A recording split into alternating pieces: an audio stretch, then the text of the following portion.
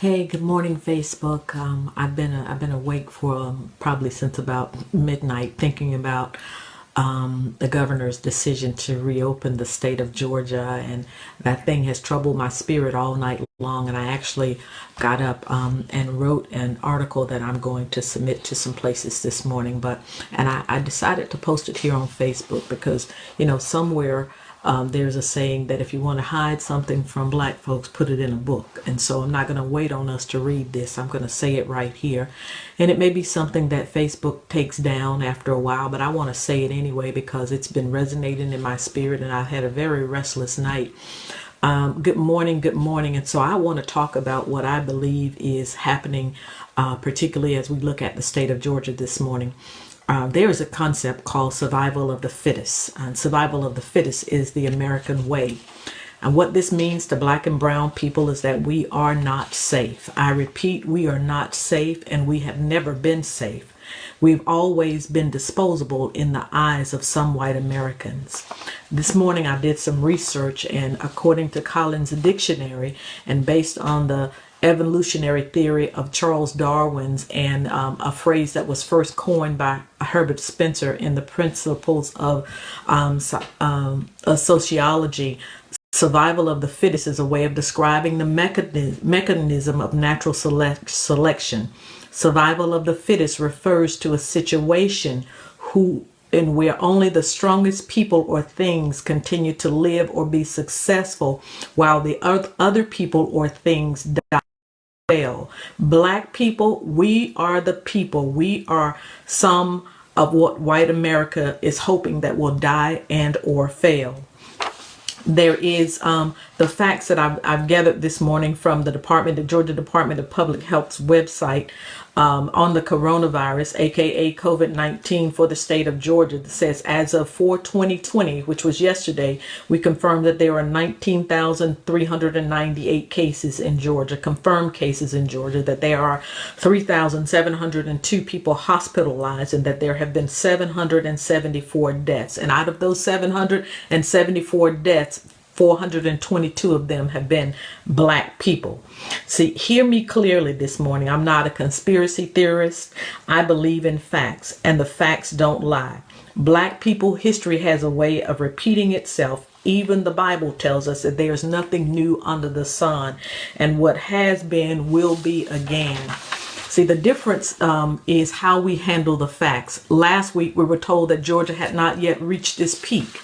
Last week, some people woke up with stimulus money in their bank accounts, monies that must now be used to stimulate the economy, particularly small businesses who were left out in the cold after big business received millions of dollars in their coffers.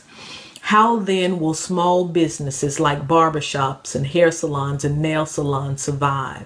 The government has issued an edict, opening these places of businesses on Friday, April 24th. Let's look at this and think it through wisely and critically. Who frequents these establishments religiously? Black people. We do. A white man shaves his face in his bathroom mirror daily. His son sits in the kitchen and his mother trims his. They shampoo their hair every time they shower. So who then is being targeted to go out and play with coronavirus to see if they can live through the exposure, venturing into barbershops and nail salons and hair salons that are not large enough to practice social distancing? Black people. Think back to the times when we washed and styled our own hair, where we braided our kids' hair, we polished our own nails, and manis and petties were never a real thing for us anyway. These openings are irresponsible, and they are based on political maneuvering and economic greed. Remember, a few weeks ago, you received an application to request a mail-in ballot to vote. Many of you probably threw those away because they look like, let me flip my page, because they look like a random piece of junk mail. Deception hidden in plain sight. Things are being done to distract us and to catch us off guard for this upcoming November election. Don't fall for it, black people. Oh, and by the way, have you responded to the census count, or are you too busy worrying about getting back outside? If you don't respond, don't complain about the lack of funding for education. And if you live east of Atlanta, don't you dare complain about the amount of time it takes you to get from Panola Road to Wesley Chapel on I-20. These are only two of the categories that your response to the 2020 census would address. Allow me to shine light on a few important things that that let us know that we're more valuable than we think we are, and that white America knows that we are more valuable. We can shift the political environment for the good. If not, all of this stuff would not be happening. By voting, we can make a difference, and we make the American economy what it is. And here are the facts. In an online article on Nielsen.com, it states that African Americans outspend the total market on personal soaps and bath needs nearly 19%, spending $573.6 million a year. Men are making an impact, with grooming habits outpacing the total market by 20% on toiletry items. African Americans dominate the ethnic and hair beauty category, accounting for almost 90% of the overall spending. This equates to blacks spending $54.4 million for ethnic hair and beauty aid and $62 million for men's toiletries. Black people, the results don't lie. We have the power to impact the polls, and we have the power to impact the economy, because most of us are consumers and not producers. It's time for a different approach. Time to think before we do.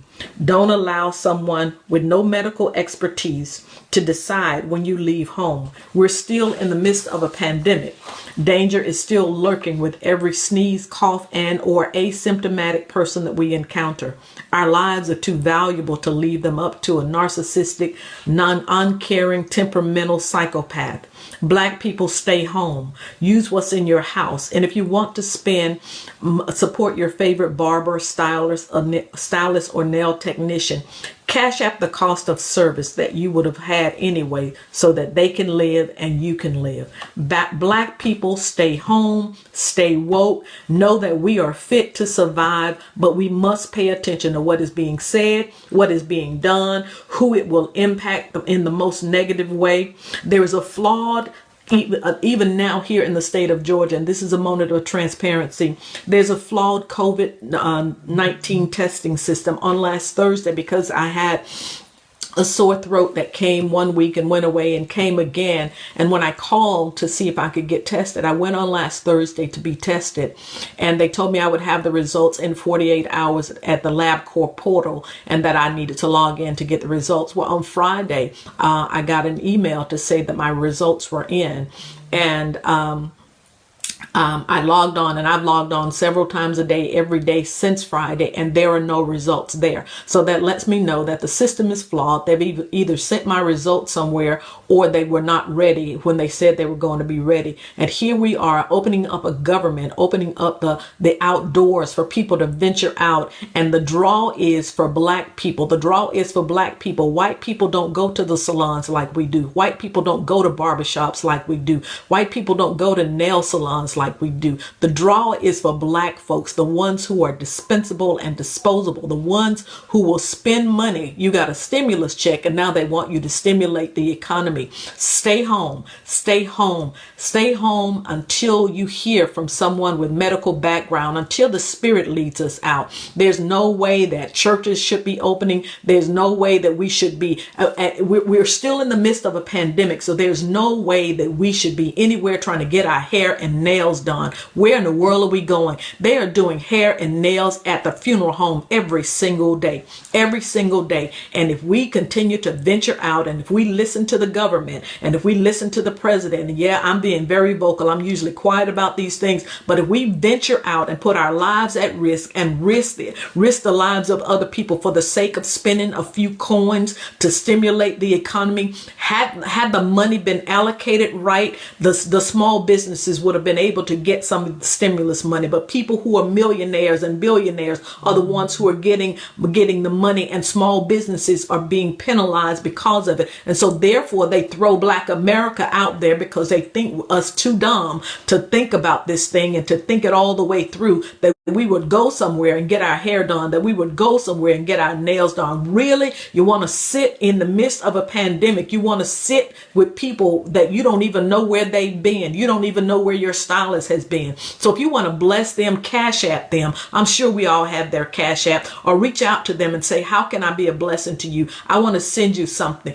But don't venture out in the population just because somebody with no medical background whatsoever. Y'all, this is a political move. This is designed to keep us distracted so that we miss voting, so that we don't get to show up for family gatherings when the world does open up again. Y'all, this is a distraction, and they're using us as pawns on the check on the board. We're used as pawns on the board, but we ought to act like a queen. We ought not to move until it's our time to move so that we can say checkmate, because we lived long enough to tell somebody about it. Don't go outside of your house to a barbershop. Go to the places where we have been allowed to go anyway, to the grocery store out of necessity, to the doctor out of necessity. Otherwise, stay at home, use what's in your house, polish your own nails, wash your own hair. I got my Don King look going on this morning, but I'm about to go wash my hair and curl my own hair. Do what we have always done as a people. We didn't always have it like this. We didn't always have somebody shampooing our hair.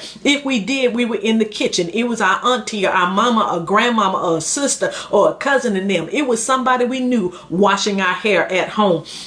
We polished our own nails, y'all. We did this ourselves. We cut our kids' hair. And school is out anyway. What do we do as parents in the summertime with our kids' hair? We braid it up. We braid it up. Braid the hair up. There's no reason whatsoever for us to be going outside to play with danger. Coronavirus, y'all, we don't even know when there is a vaccine. We don't know if that vaccine is going to function like the flu vaccine, that it lessens the severity of it, or if it's going to be like the polio and the measles vaccine, that it's going to get rid of it completely. We have no idea. And so we are not, black people, we are not to be toyed with in this time, and we need to take a stand. And now is the time for us to take a stand. And all we simply have to do is decide to stay at home. We don't have to say a word to anybody about not going out. Just don't go out. Just don't go. There's nothing out there. There's no hairstyle that you need to have right now, because if we keep playing around with hairstyles and nails, we're going to be casket cute dead. Casket cute. That's all we're going to be. So I just implore to you that you stay at home, that you know that this is a ploy. The survival of the fittest is social Darwinism. It's genocide. And if you go out and get your hair and nails done just because somebody said that everything can open up again, gyms are nasty. If you decide that you're going to go out, then it not only is it genocide, but it's also suicide, because you have a choice, and your choice ought to be that you can stay inside your house. You can wash your own hair. You can polish your own nails. You can exercise, lay down on your floor, do some sit-ups, do some push-ups. You can exercise at home. So all the stuff that they're opening up to you, you don't need anyway. Next week on Monday, the theaters are supposed to open up. You've been watching Netflix for 6 weeks now. What's wrong with Netflix? What's wrong with it? What's wrong with Hulu? Do what you got to do at home so that you can keep right on living. There's no need for us to run out because the economy needs to be stimulated. There's no need for us to run out as a target. What we're being invited to do, and I posted it on Facebook last night, what we're being invited to do is to put on blindfolds and go out and play in traffic. The traffic is coronavirus. We're asked to be, we're being invited to blindfold ourselves, to go out in the unknown with people that we don't know where they're being, who they've been exposed to, whether they're asymptomatic or not. We have no earthly idea. We've been invited to go out and play with death, basically. So I'm encouraging you all to stay at home. I'm encouraging you to stay at home, to do what you need to do in your house, to go to the critical places, to the grocery store, to the doctor, to the pharmacist if you need to. Otherwise, stay at home, black folks. Let's live so that we can show up and vote. And while you're still at home, if you have not completed your 2020 census, it's only done every 10 years, complete the census. census. Go ahead and complete the census. Our communities need the money. We need it for education. We need it so that our roadways, we need the money in our communities. I don't get mad when I'm going up 75 going towards Chattanooga and there are 8 or 9 lanes and you can just get in any lane you want to and go. I get mad when I'm trying to get from Panola Road to Wesley Chapel, which is one exit away, and I'm sitting there for 30 minutes. We must do what we must do to be responsible citizens. And what we must do is live long enough to vote. And what we must do right now while we have downtime is to make sure that we have completed the 2020 census. Call everybody you know, text everybody you know, and tell them you need to make sure you do the census. And they sent the mail-in, the application for the mail-in ballots. They sent it so it looked like junk mail. Y'all go back through your junk mail and see if you got that application, because you need to send that application in so that you can get the ballot to mail your vote in. Do what we need to do, because all of this is blowing smoke screens. All of this is designed to keep us confused and agitated and wondering and worrying. And as we are distracted by those things, we miss the opportunity to show up at the polls. We miss the opportunity to be counted in the census. We miss the opportunity to live in a way that matters, y'all. We miss the opportunity when we start going out, hanging out at barbershops and nail salons and hair salons. Those things have no eternal value right now. And I'm not hating on my sisters and brothers. My stylist is exceptional and I love her, but I'm not going to support her right now. She has children at home. I'm not going to support her business. I've sent her a blessing, y'all. Bless them by sending them a cash app. Bless them by zailing them some funds. Bless them, but don't show up and expose them to what you don't even know whether you have or not. Y'all, we got to do better. We got to do better. Don't be tricked. Don't fall for the okie doke. Black people, we are better than this. We are more valuable than this. They need our monies, but they're going to get it when we decide to give it to them and not 1 second before. Don't be hanging out in these streets trying to look cute, because ain't but 10 people going to be able to come to your funeral anyway, and the undertaker is going to have hair over. God bless you all. Go on and have a great Tuesday. Stay your tails at home. God bless you.